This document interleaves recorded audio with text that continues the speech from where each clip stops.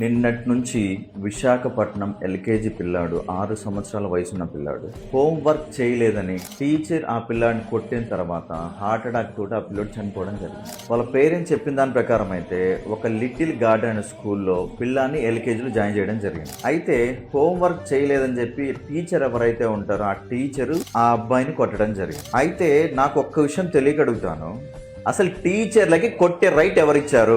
టీచర్లు అసలు మేనేజ్మెంట్ ఎలా తీసుకుంటున్నారు? ఇంటర్వ్యూ చేస్తారు కదా, ఇంటర్వ్యూ చేసినప్పుడు పిల్లల మీద చేయి చేసుకోకూడదు, పిల్లలకి పనిష్మెంట్ ఇవ్వకూడదు, వాళ్ళు మెంటల్ హెరాస్మెంట్ చేయకూడదు అనే విషయము స్కూల్ మేనేజ్మెంట్ తెలీదా? డబ్బులు దోచుకోవడం ఒక్కటే తెలుసా మీకు? పిల్లల్ని ఎలా హ్యాండిల్ చేయాలి, టీచర్లు వాళ్ళు హ్యాండిల్ చేయాలంటే వాళ్ళకి ఎట్లాంటి క్వాలిఫికేషన్ ఉండాలి మీరు చూడరా?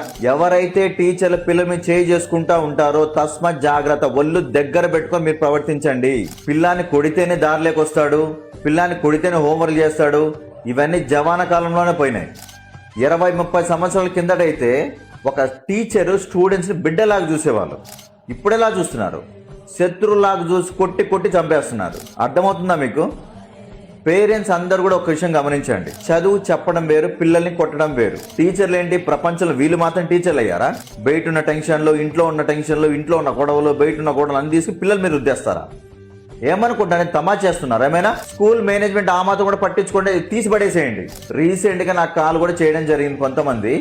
ఎవరైతే ఈ ప్రీ స్కూల్లో నర్సరీ, ఎల్కేజీ, యూకేజీ ఎవరైతే జాయిన్ చేస్తారో పేరెంట్స్ అందరూ కూడా చాలా జాగ్రత్తగా ఉండండి.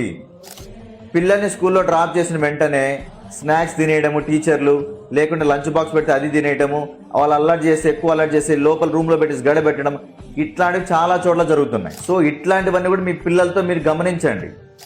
పిల్లలు ఇంటికి వచ్చిన తర్వాత అడగండి, ఏం జరుగుతుంది, ఏంటి, ఎవరైనా కొడుతున్నారా, తిడుతున్నారా అడగండి. పేరుకి మేము ఏదో ప్రైవేట్ స్కూల్లో వేసాం, మేము పెద్ద పెద్ద స్కూల్లో వేసామని చెప్పుకోవడం కాదు. అక్కడ మేనేజ్మెంట్ ఎలా ఉన్నారు చూడండి, టీచర్స్ ఎలా ఉన్నారు గమనించండి. ప్రతిదీ పిన్ టు పిన్ మీరు సర్వే లైన్లో ఉండండి. స్కూల్ మేనేజ్మెంట్ కూడా మాకేదో డబ్బులు వస్తున్నాయి, మేమేదో గల్లాపెట్టలో వేసుకుంటామని కాకుండా ప్రతి క్లాస్లో సీసీ కెమెరాలు ఉన్నాయి కదా, ఇంత పెద్ద స్క్రీన్ పెట్టుకొని ఉంటారు కదా, దేనికి అవన్నీ పెట్టుకున్నారు చూడడం తెలీదా మీకు? పిల్లలతో టీచర్లు ఎలా బిహేవ్ చేస్తున్నారు తెలీదా? పేరెంట్స్ ఎవరైనా సరే పిల్లల్ని కొట్టినట్టు మీ దగ్గర ప్రూఫ్ ఏమైనా ఉంటే స్క్రీన్ మీద కనబడుతున్న నెంబర్ కాంటాక్ట్ అవ్వండి. స్కూల్ని క్లోజ్ చేయించడానికి కూడా మేము వెనకాడే సమస్య లేదు. ఆర్టీఏ యాక్ట్లోని సెక్షన్ 17 ప్రకారం పిల్లల మీద చేయి చేసుకోవడం లేదా పనిష్మెంట్ ఇవ్వడం లేదా మెంటల్ హెరాస్మెంట్ చేయడం చాలా తప్పు. మీరు ఇవన్నీ చేశారని నిర్ధారణ అయితే మాత్రం క్రిమినల్ కేసులు కూడా మీ మీద పడతాయి. ఇలాంటి లీగల్ అవేర్నెస్ వీడియోస్ కోసం ద లీగల్ గురుజీని ఫాలో అవ్వండి.